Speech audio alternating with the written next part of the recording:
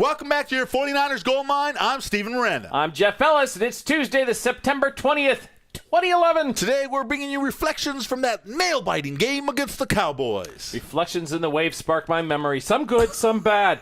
The injury report from 4949 Centennial Boulevard. And we take a look ahead to Week 3 against the Cincinnati Bengals. Boy, they're really bad. Okay. That's their theme song. For people who don't know, Cincinnati Bengals, mean and angry. They're not, though. They're not mean or angry. We have to find something to replace we like the word mean docile. and angry. But before we get to that, let's take a look at a horrible overtime loss for the San Francisco 49ers. A game they had in control. They took Snatching a 10-point victory lead from the jaws of defeat. No, backwards. The other one. Snatching defeat from the jaws of victory. They took a 10-point lead deep into the fourth quarter. Tony Romo comes back to play with what we find out now. A busted rib and a punctured lung. And he ties the game. They go into overtime, 24-24, and on the first play from scrimmage, Romo hits Jesse Holley of all people. This is a guy from reality television. Michael Irvin did a little show 2 years ago and said, the guy who wins my contest will get a spot at Cowboys training camp. And not only did he get a spot at training, he made the practice squad, and then made the practice squad, and then got moved up, and now beat you guys. And now because of injuries to Miles Austin, Des Bryant, he was on the field in a crucial situation. I don't know how he gets by our defense, Jeff. It was definitely the safety. He bit on the fake. It was disappointing. You can't bite on the fake. You can't bit or bite on it. that much. And by the way, the red out, that barely worked. Come on, guys. Look at this picture. There's a lot of blue in this red out. And mind you, all I did was put the camera outside the press box. I wasn't trying to make a point at all. Yeah, I just took a picture. It didn't red out. But, Jeffrey, I have a problem. And this, I'm going to Jim Harbaugh. Coach, come on, Coach. The 55-yard field goal with David Akers, that was nice. But when there's a 15-yard penalty, you take the points off the board and you move forward. You would have had the ball at the Cowboys' 21-yard line. Steven, here's what it communicates to your offense. I don't trust you.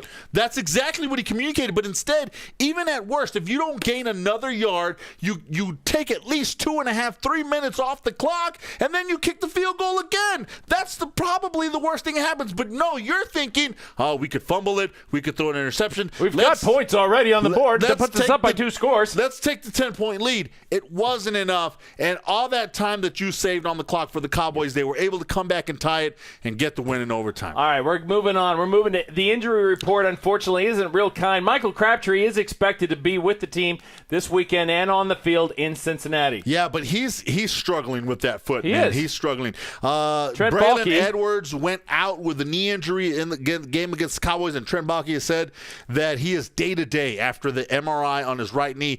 It's not a lot of damage there, right? There was no structural damage. None that was apparent, so he's day-to-day now. As a result, we saw a lot of Ted Ginn, a lot of Josh Morgan, and we couldn't see a lot of Vernon Davis. Why? Because he had to stay in and protect from DeMarcus Ware. And when DeMarcus Ware eats people, like we said, you got to keep people back. Yeah, there was it took away options. Alex Smith did get hit an awful lot, and that he was running around for his life. That's with Davis blocking. And too, if you take out your two playmakers in Crabtree and Braylon Edwards, you know what the Cowboys are going to do, or what other teams are going to do?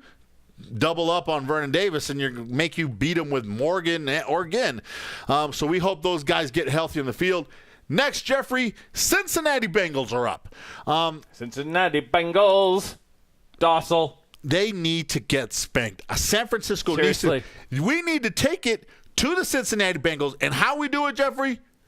You gore them. You gore them to death. Gore with a little gore. Look, 9 carries against the Cowboys. That's not enough. This guy needs to get the ball 15 to 20 times. 30.